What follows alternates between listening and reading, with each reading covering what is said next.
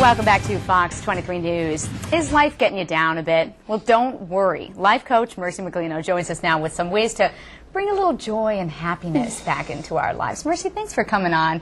We all could use this. And, you know, a lot of us fall into that cycle of worry, and we think too much of the future instead of living in the present. And it's not easy sometimes to feel joy when you're all stressed out, but you have some techniques for us. Help us out. Exactly. Sometimes you can't go right at the problem, like sort of what you're worrying about.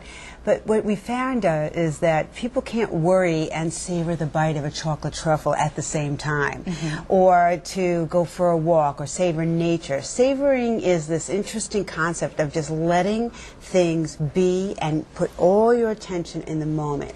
Because anxiety is about a future. Oh my gosh, what's going to happen? And ruminating is the other, way we look about it. Is that's kind of like going over the past over and over again.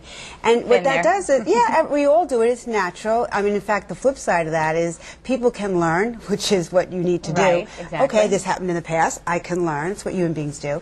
And the fact that we can think about a future, frankly, helps us build things. It differentiates us from a lower animal kind. But what you're saying is don't be stuck in the past or the future. And the way to do that, this is an interesting concept. It's actually not to think about what's worrying you so much as the other little things that you do throughout the day. Just take time to try to enjoy those a little bit more. Just bring your attention right, keep your head where your feet are, as they say. So give us an example. So, for example, you have breakfast this morning, right? Now, like a lot of people, you might be tearing out of the house. But just a few minutes, that's all it takes to sit down, do nothing but eat. This is the other thing. Multitasking, it actually encourages anxiety and worry. Because now we can fully engage ourselves and worry at the same time. So if you're, take a crunch of that English muffin, taste the jelly on your tongue, chew it for 30 bites. You're not talking every single bite of the muffin. You're just talking about just maybe one. Just take it for a moment.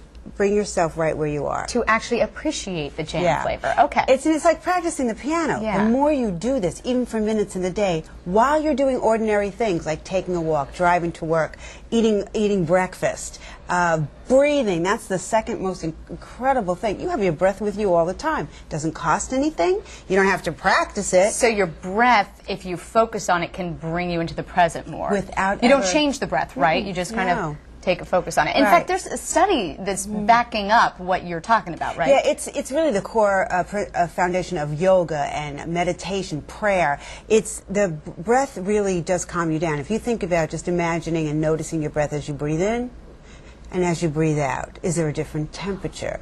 And there's a way of saying notice everything there is to notice about your breath. You almost can feel your heart rate slowing down just when you do concentrate on your breath. And you're not changing your breath, you're like that, because you'll probably pass out. There are people out there that probably are saying, what's the point? What's the point of doing that? I mean, I'm just focusing on my breath. A couple minutes later, I'm going to be stressed out again. Yeah. See, the interesting thing, the body has a memory.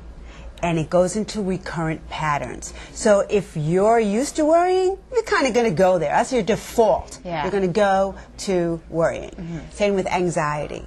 The way out of that pattern is to practice mindfulness in the now. Really savoring, relishing, delighting in things. You're changing a pattern that your body is used to. And the more you do it, the easier it becomes to bring it into focus and let go of those things. You're changing a pattern, and on the flip side, you're also giving your body a little time to experience something different and better for it, which is that calmness, right? Absolutely. It's the hokey pokey. You put your whole self in. This isn't happening in your head. When you worry, you're doing some real work on the body. Not such good work. You worry creates with your wrinkles. Wrinkles because the minimal amount. It clogs arteries. I mean, So it's a whole body thing. So it's really for health. You want to help your health out. Stop worrying. I think a lot of it is that. And then, take a vacation every day. Think about like 20 minutes. That's a big chunk of time for many of us, but 20 minutes. And it's not just the moment of what you're going to do in that 20 minutes. I don't care if it's hole up in your bed and read a book or go gardening or something. It's thinking about it. Right? It's savoring, I can't wait till tomorrow. And then it's doing it, and then savoring it afterwards. And then after the week, savor the whole week of 20 minutes. I love the passion you talk about. Sadly, we are out of time right now, but hopefully people at home can take this message. Oh, they'll get it, And as you said, savor the moment a little bit. Merci, thanks so much. Thank you. We'll be right